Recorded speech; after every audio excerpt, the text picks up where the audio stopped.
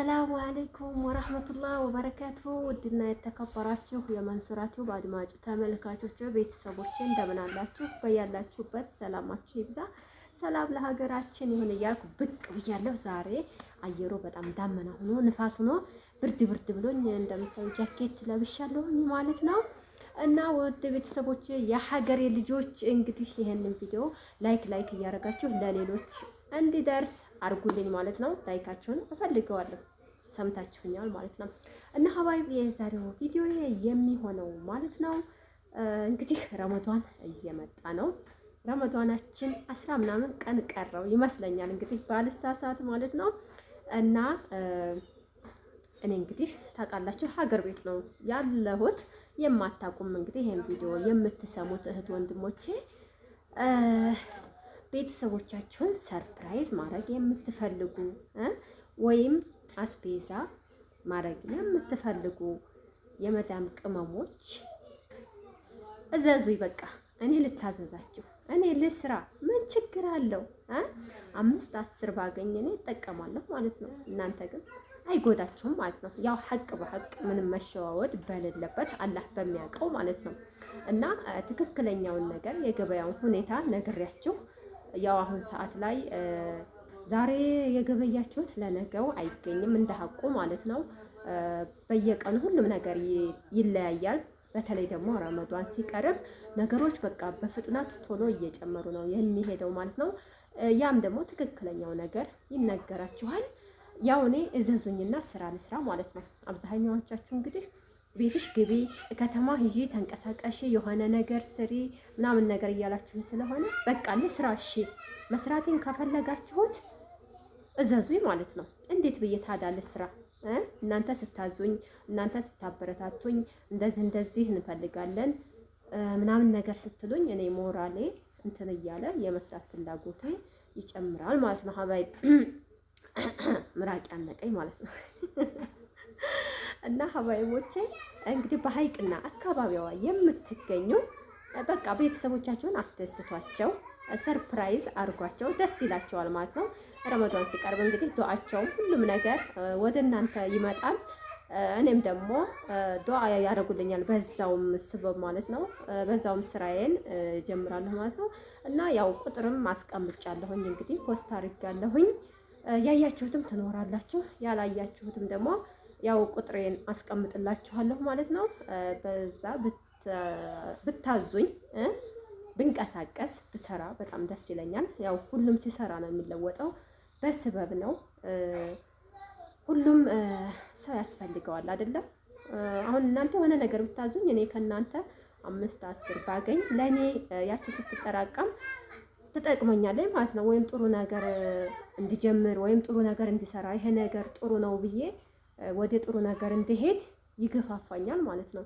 እና አንዳንድ ኮሜንታተሮች ለምን ወደ ከተማ አትሄጂም፣ ለምን የሆነ ነገር እንደዚህ አታረጊም ትሉኛላችሁ ማለት ነው። በነገራችን ላይ ወደ ከተማ ዝም ብሎ መሄድ በጣም አስቸጋሪ ነው። ያኔ ጥሩ ገንዘብ ይዛችሁ ጥሩ መንቀሳቀሻ የሆነ ነገር ይዛችሁ ካልሆነ ከተማ መሄድ በቃ ፋይዳ የለውም ማለት ነው። ስራ ሲኖራችሁ የሆነ ሀጃ ሲኖራችሁ አስፈላጊ ነገር ሲኖር እንጂ ዝም ብላችሁ ሄዳችሁ ማለት የኪሳችሁን አራግፋችሁ ወደ ቤት መመለስ ነው። ሌላ ነገር የለውም ማለት ነው። ከተማ ከገባችሁ አጥፈታችሁ ነው የምትመጡት፣ እርግጠኛ ነኝ ማለት ነው።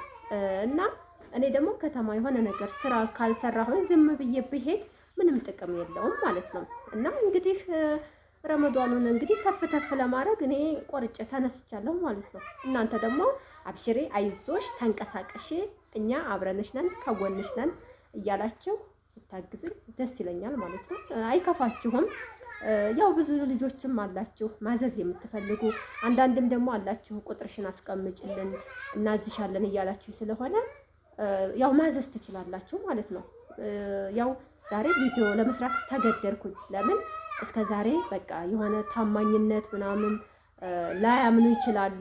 እዛ ያሉ ሰዎች ባይናቸው ትክክለኛ ነገር አናይምና የሆነ ነገር የመሸዋወድ ነገር አለ ብለው ስለሚያምነው ያንን ነገር እኔ ትንሽ ይከብደኝ ነበር ማለት ነው። ለምን በቃ የሆነ ነገር ያሞኘናቸው ይመስላችኋል እያልኩኝ አስባለሁ። እና አሁን ላይ ግን ትክክለኛ እዛው እንግዲህ ገበያው ያለውን ነገር ነግሬያቸው ሁሉንም ነገር አስረድቻቸው አዘውኝ ያው ሁሉም በነፃ የሚሰራ የለም። የተወሰነ አለ አይደለ? ታውቃላችሁ።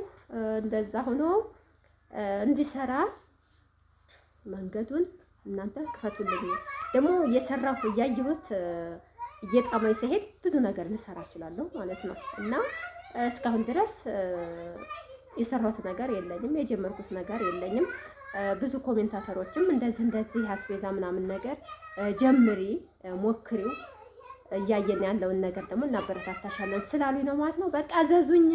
እነ ዘይት፣ እነ ሽንኩርት፣ እነ ምስር፣ እነ ምናምን በቃ ብዙ ነገር ረመዷን የሚያስፈልጉ ነገሮች ይሄን ጊዜ ማለት ነው። ከአሁን በላይ በነገራችን ላይ ሁሉም ኦቨር ይወጣል።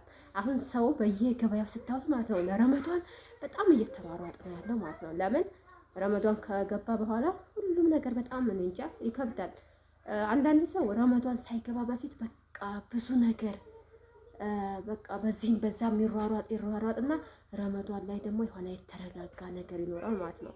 ገበያውም ዘጭ ይላል ማለት ነው። ግን ከዛ በፊት ወር ሲቀረው እንግዲህ በቃ መወደዱን ወይም የሆነ የዋጋን ተጨማሪ መኖሩን ስለሚገባቸው በጣም እንትን ይላሉ ማለት ነው። እና እኔም ልሯሯጥ በቃ እና የምታውቁኝ እንግዲህ በእኔ አካባቢ ያላችሁ በሐይቅ አካባቢ ያላችሁ እዘዙኝ በቃ ሌላ አልላችሁም ማለት ነው። ወሬ መደጋገም እንዳይሆንብኝ ነው። የሀገሬ ልጆች ለመንቀሳቀስ ስለፈለኩ ነው ማለት ነው። ለእኔ መንገድ ይከፍትልኛል ብዬ ስላሰብኩ ነው። እንግዲህ ኢንሻአላህ ባላህ ፈቃድ ያው ቁጥሬን አይታችሁ ወይም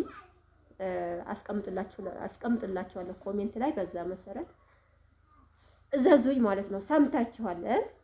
በዚህ ሰምታችሁ በዚህ እንዳታፈሱ ማለት ነው። እና ለሌሎችም ደግሞ ሸር አድርጉላችሁ፣ የቻላችሁ ሸር አድርጉ።